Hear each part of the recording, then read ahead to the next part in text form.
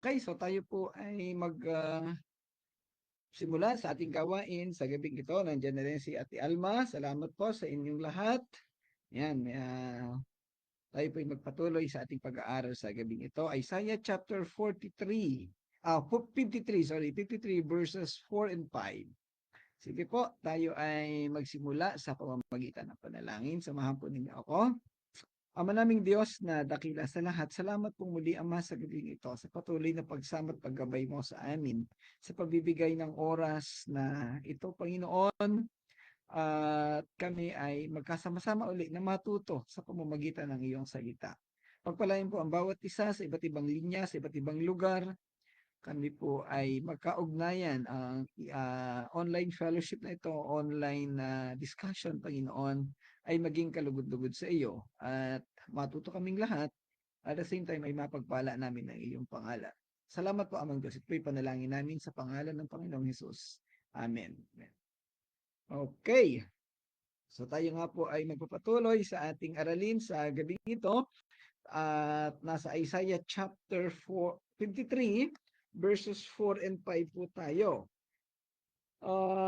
Kagabi ay natalakay natin ang verses 2 and 3 at ito po ay nakatutok doon sa pagtalikod sa Panginoong Hesus o doon sa kaniyang nagdurusang lingkod sa kabila ng kaniyang pagkapakasakit, ng kaniyang paghihirap, ng kaniyang mga um, pagmamahal at pag-unawa sa mga tao na andoon pa rin ang makikita sa mga tao na ito ang pagtalikod sa Panginoon at ang pag-iwan sa Kaniya. Ayan, ang sabi nga po doon sa verse 2, kalooban ni Yahweh na matulad sa isang halaman ng kanyang lingkod para parang ugat na natanim sa tuyong lupa, walang anumang katangian o kagandahang makatawag pansin, walang taglay na pang-akit para siya ay lapitan. Hinamak siya ng mga tao at pinakuin, nagdanas siya ng hapdi at hirap.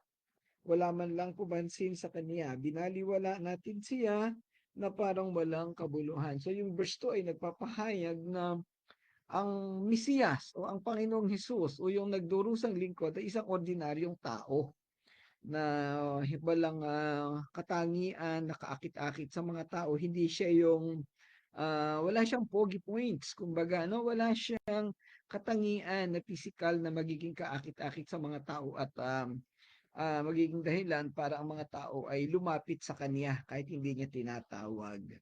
Ayan.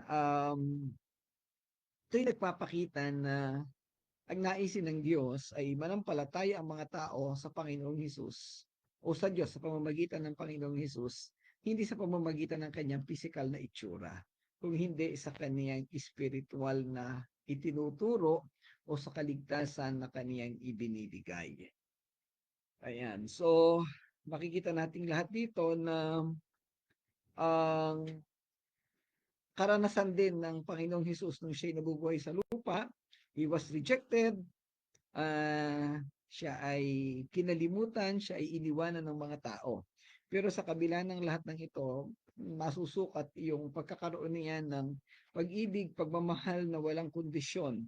Yung pagmamahal niya sa mga tao ay hindi nakabase sa kung ano ang ginagawa sa kanya ng mga tao, kung hindi sa kung ano yung gusto niya, yung sovereignty, yung disenyo ng Panginoong Diyos, ng Diyos Ama sa kaniya. Hindi natin kayang tawaran ang pag-ibig, ang pagmamahal at pagmamalasakit ng Diyos o ng nagdurusang lingkod. At ito ay ang hamon na ginawa natin kagabi, dapat ang ganitong katangian ay dapat na makita sa lahat ng lingkod ng Panginoon. Hindi lang sa mga pastor, kundi sa lahat ng mga mananampalataya.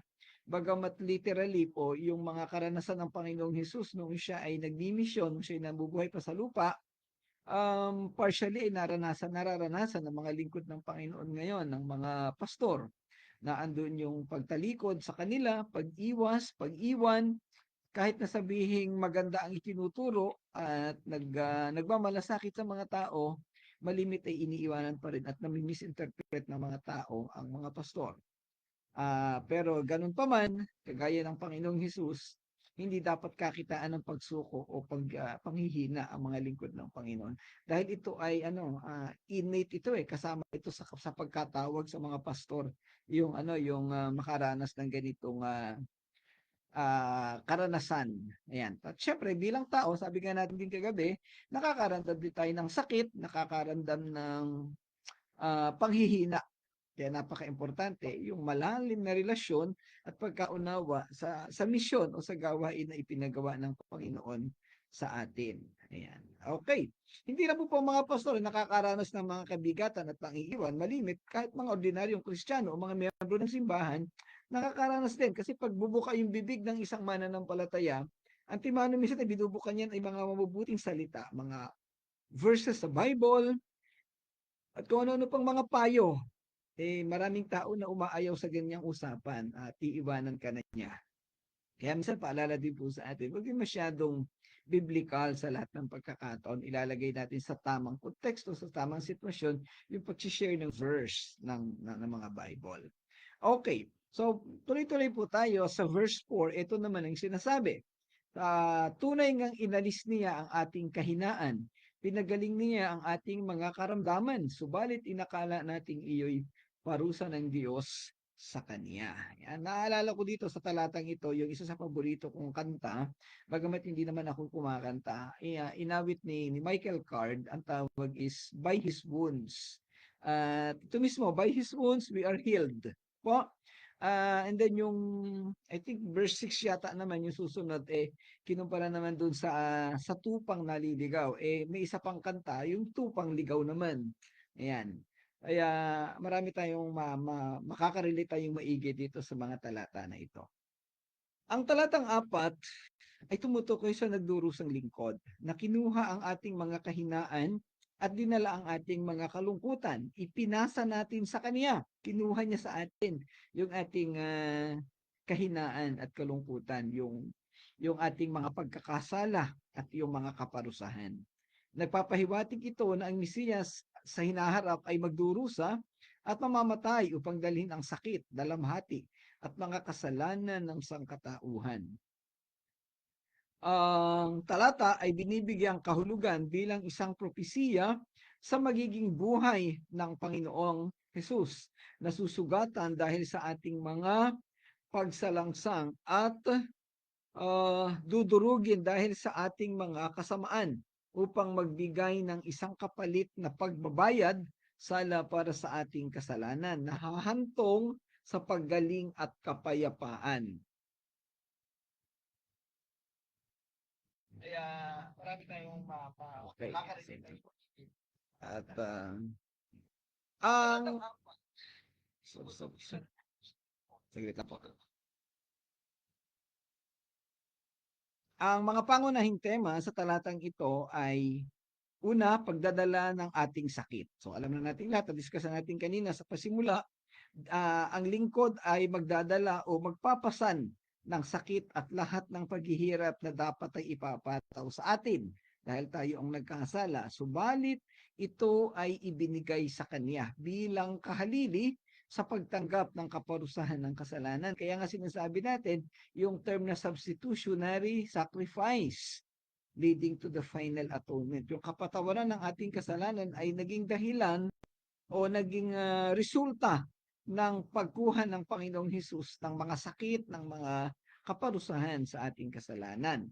Ang ating kalungkutan, ang ating mga kahinaan na dapat ay magkakaroon tayo ng mga kaparusahan at resulta sa atin ay kinuhang lahat ng Panginoong Hesus.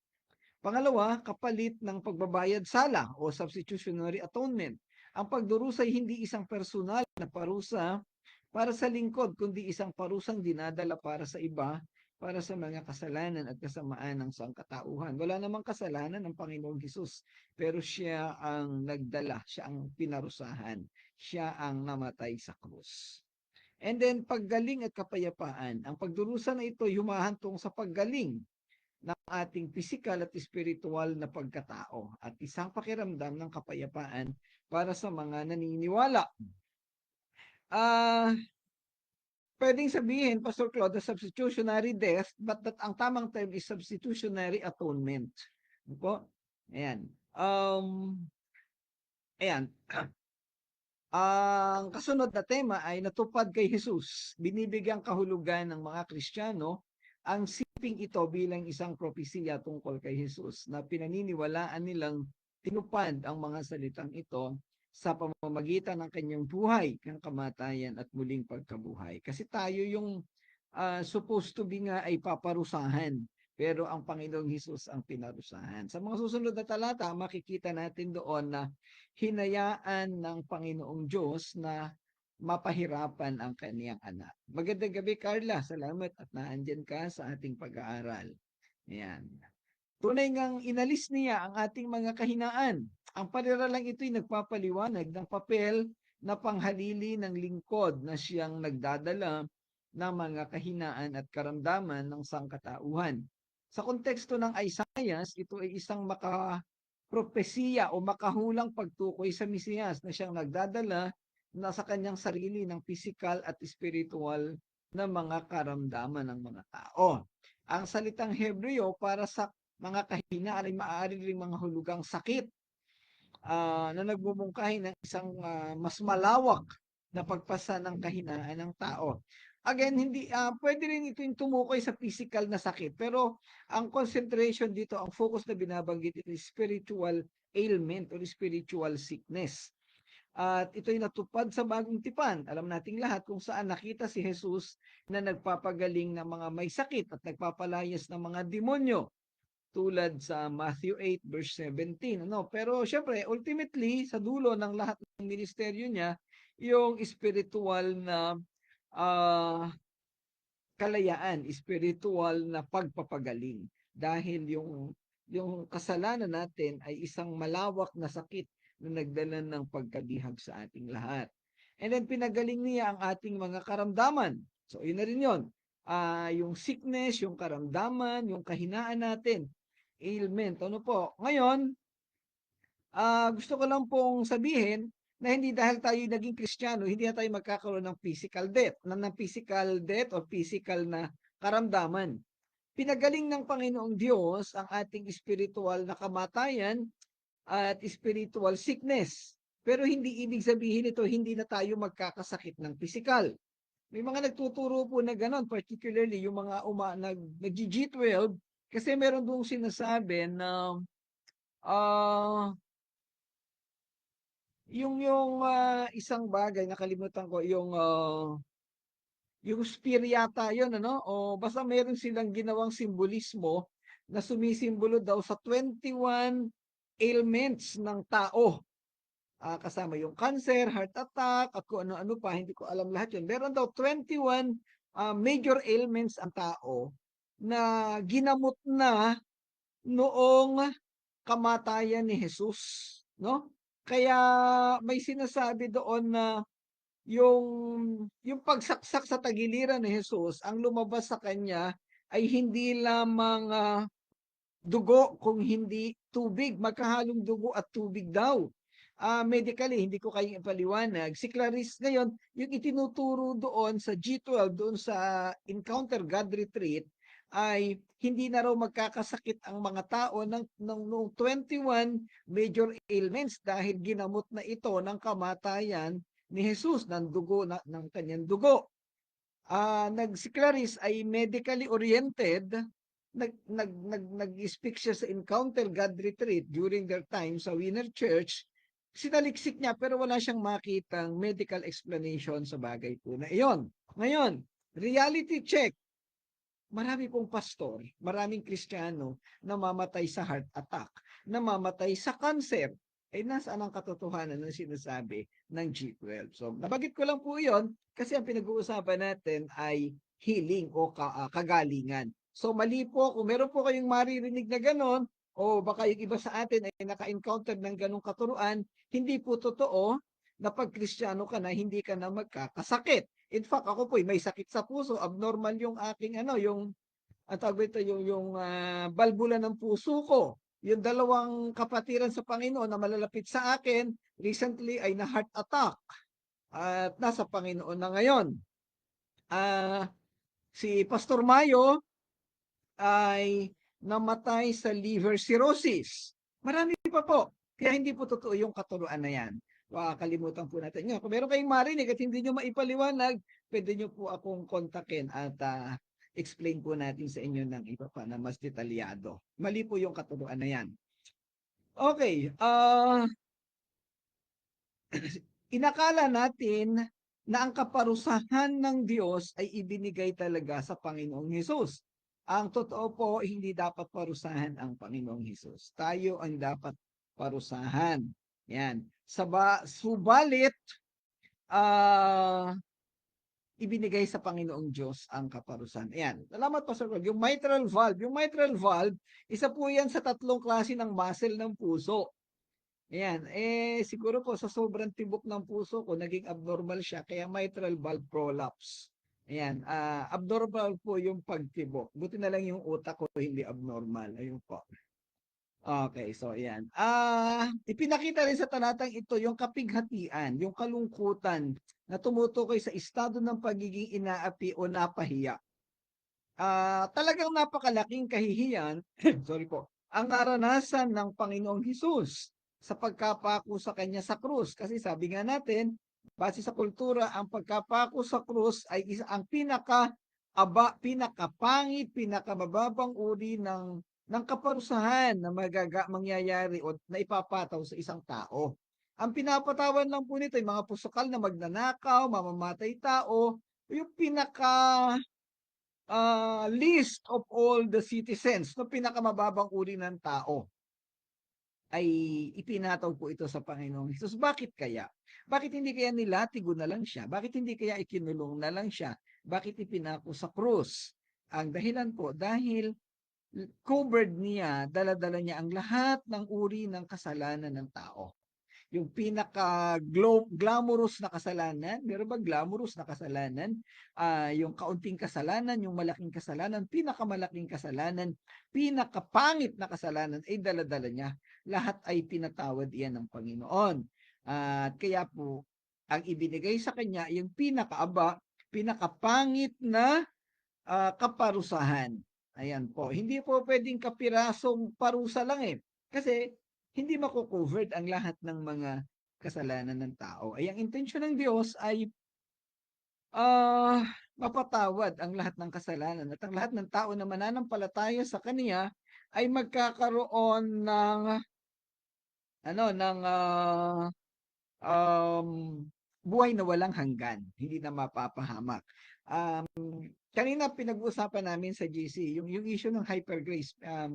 Actually, yung in-explain ko kay Brother Edgar, pagka nakompleto ko yung explain ko sa GC, medyo, mga Brother Edgar, kulang pa yung na-explain ko sa iyo eh. Ayan, tungkol doon sa, yung preaching ko sa Sunday actually yan eh. Ayan. And then, doon sa talatang 4, kinuha niya ang ating kahinaan. So nakita na natin kanina yan.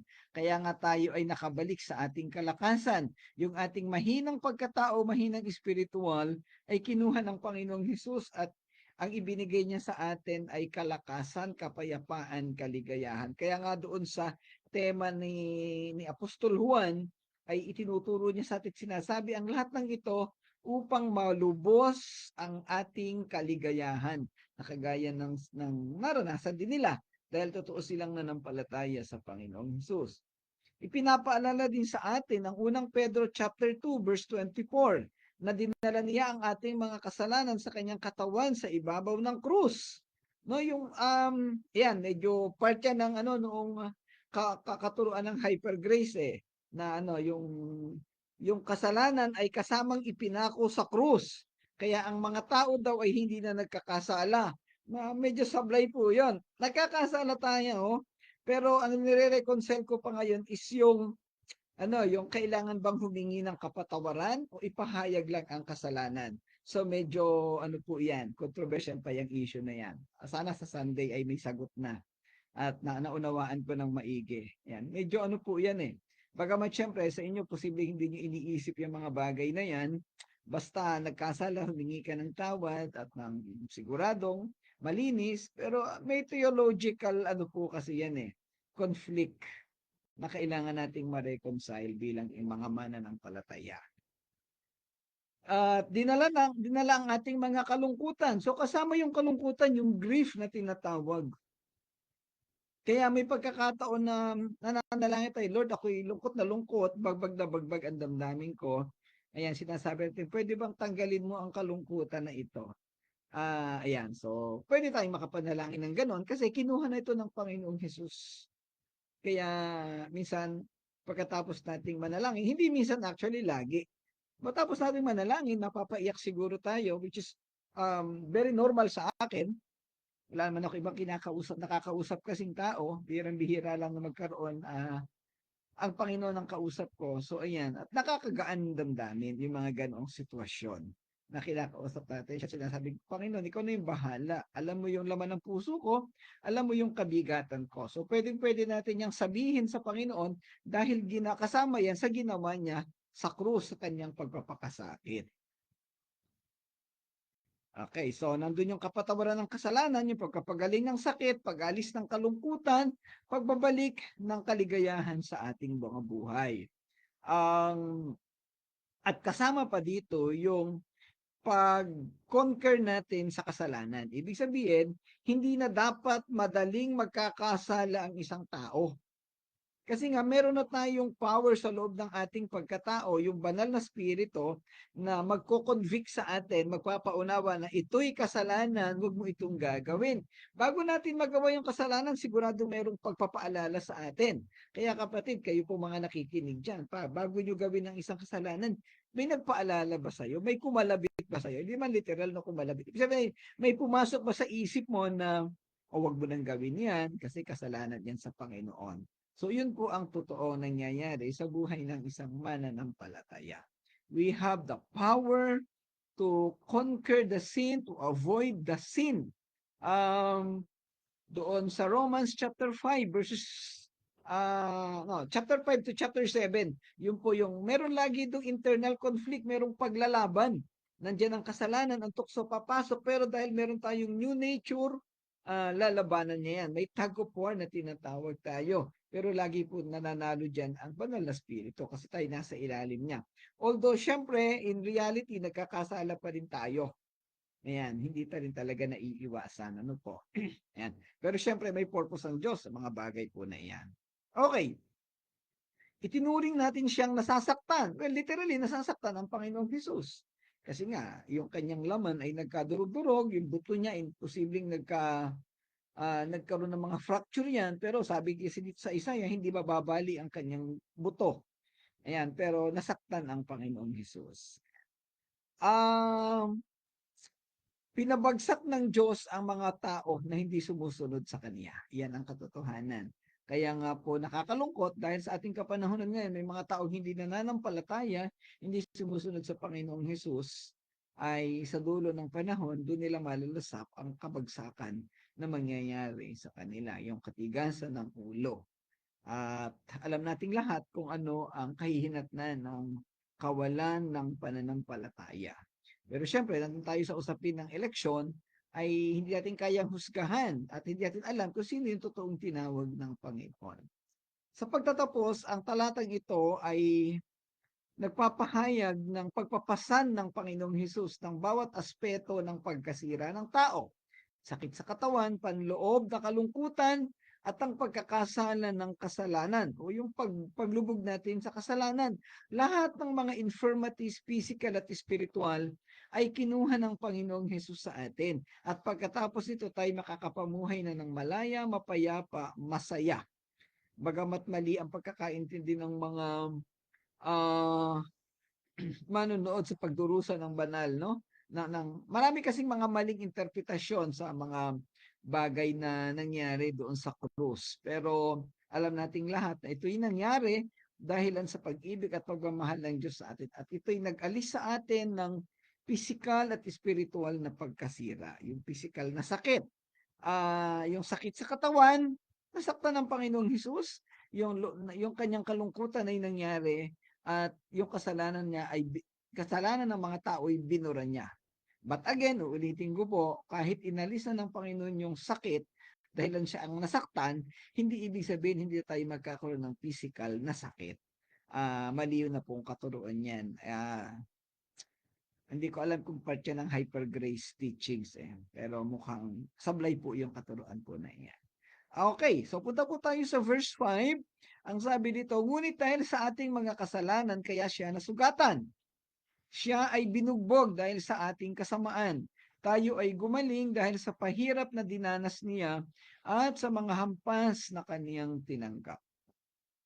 Ang talata namang ito ay nagpapahayag ng pagdurusa at kamatayan ni Jesus na isang sakripisyo para sa mga kasalanan ng sangkatauhan. Ay pinaliliwanag ng talata na ang parusa para sa ating mga paglabag at mga kasamaan ay kinuha niya. Ang pagpapakahirap na ito ay nagdala sa atin ng kapayapaan at kagalingan sa pamamagitan ng kaniyang mga sugat. Kaya nga, by His wounds we are healed. Ito ay binibigyang kahulugan bilang isang propesiya ng sakripisyo ni Jesus sa krus at ang kanyang tungkulin bilang kapalit ng mga makasalanan. Uulitin ko po, yung ating pag-aaral sa aklat ng Isaiah, hindi pa nangyayari ang mga bagay na ito. Pawang propesiya pa lamang. Kaya natin na i-relate at nababanggit ang katotohanan dahil tayo nasa panahon na nangyari na ang pagpapakahirap o ang pagtitiis ng Panginoong Hesus. Alam na natin. Pero sa panahon ni Isaiah, hindi pa ito nangyayari. Wala silang ka-idea. Very vague ang sitwasyon na ito sa kanila. Okay? Sinugatan dahil sa pagsalangsang. Siya'y sinugatan dahil sa ating paghihimagsik laban sa Diyos. Dinurog dahil sa kasamaan. Yung kasamaan na ginawa ng tao, ang nagresulta ay ang pagkadurog sa pagkatao ng Panginoong Hesus. So ang sabi dito, itinatampok ng pariralang ito yung pagkatusok, ang konsepto ng kapalit na pagbabayad sa alam, substitutionary atonement, kung saan ang nagdurusa na lingkod ay tumatanggap ng parusang nakatadhana para sa iba. Yung terminong pagtusok ay makahulang tumutukoy sa pagpapako kay Hesukristo sa krus, gaya ng makikita sa bagong tipan. Ang salitang mga pagsalangsang ay tumutukoy sa mga sinasadyang kasalanan o paglabag sa batas ng Diyos na nagbibigay diin sa pangangailangan ng sangkatauhan para sa pagtubos. At syempre, yung pinaka-ultimate na pagtusok sa kanya, yung pagsaksak sa kanyang tagiliran. Yan.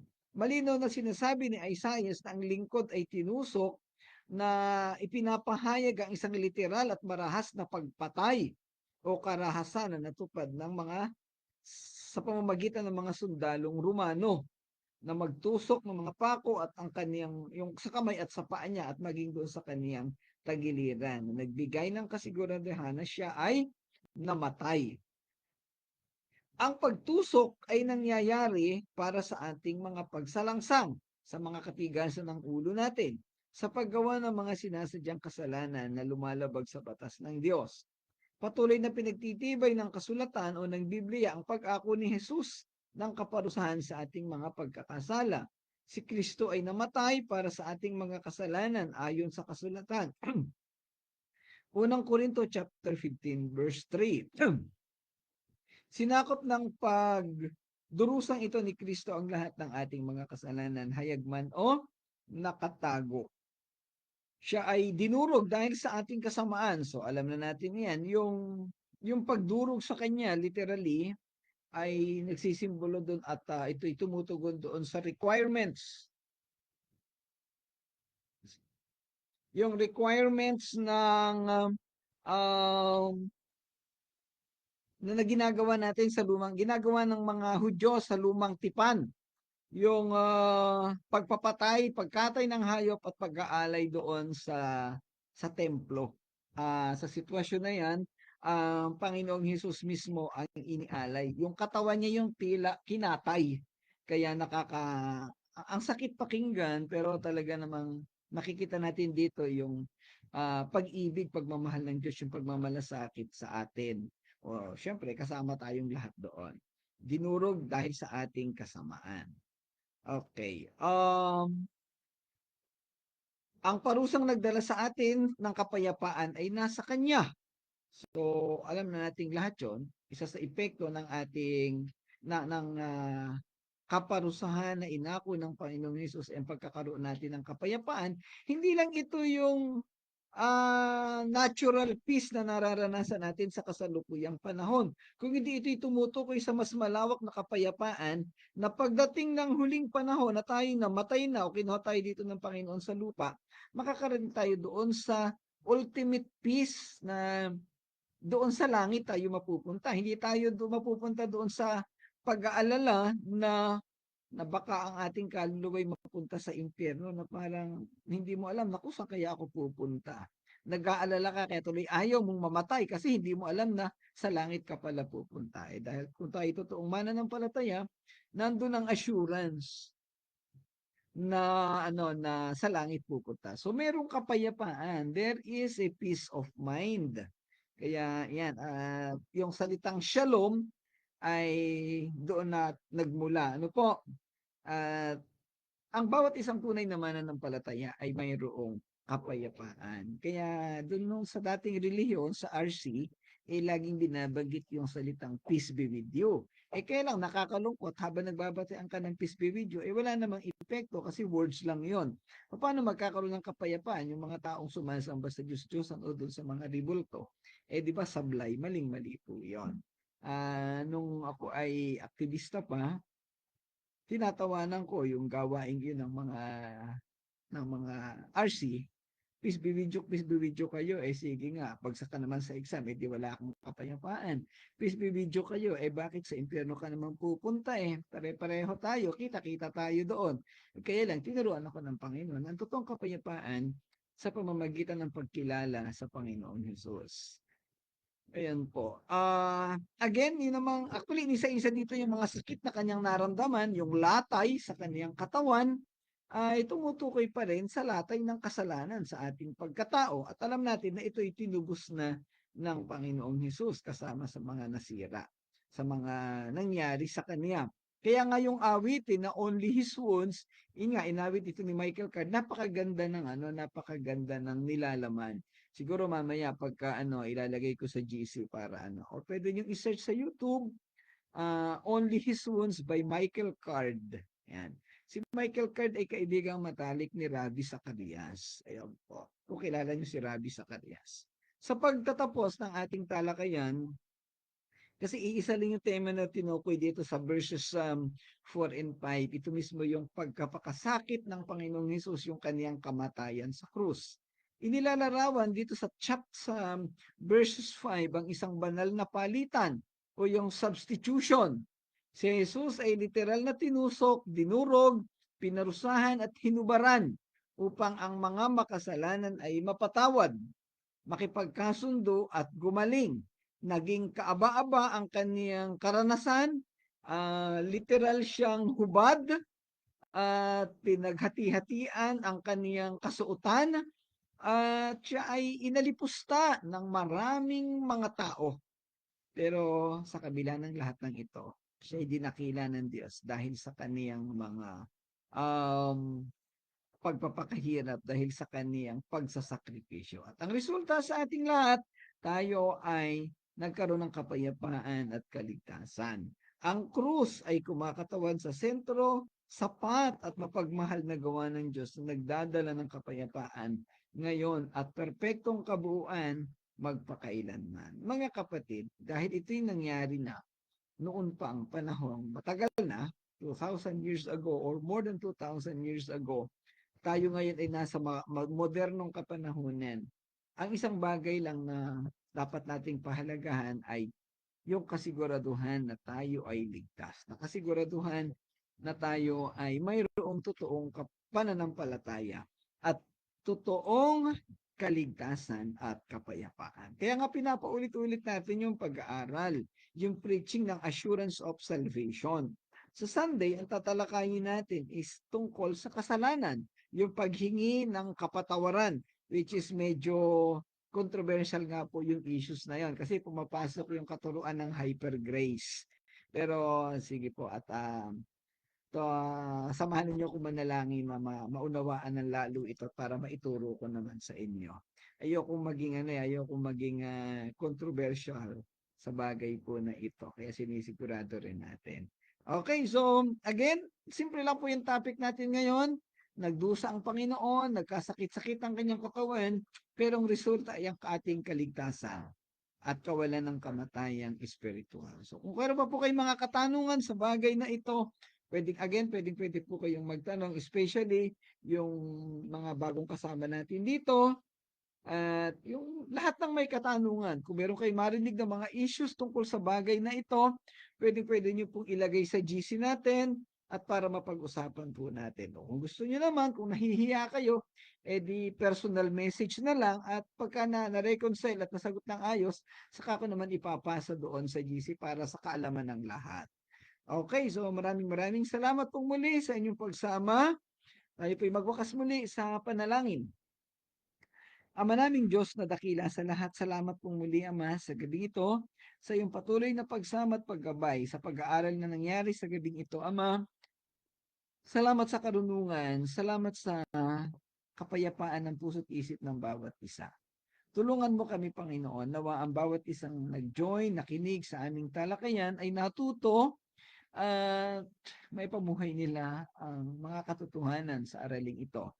Kung meron man kaming mga nakasama na hindi totaling nakapakinig, maaaring abala sa maraming bagay, Panginoon, ikaw na po ang bahala sa kanila. Nawa ay sa mga susunod na pagkakataon, makapakinig ng ayos, o kaya ay ma-review nila yung mga video at maunawaan ang bagay na ito.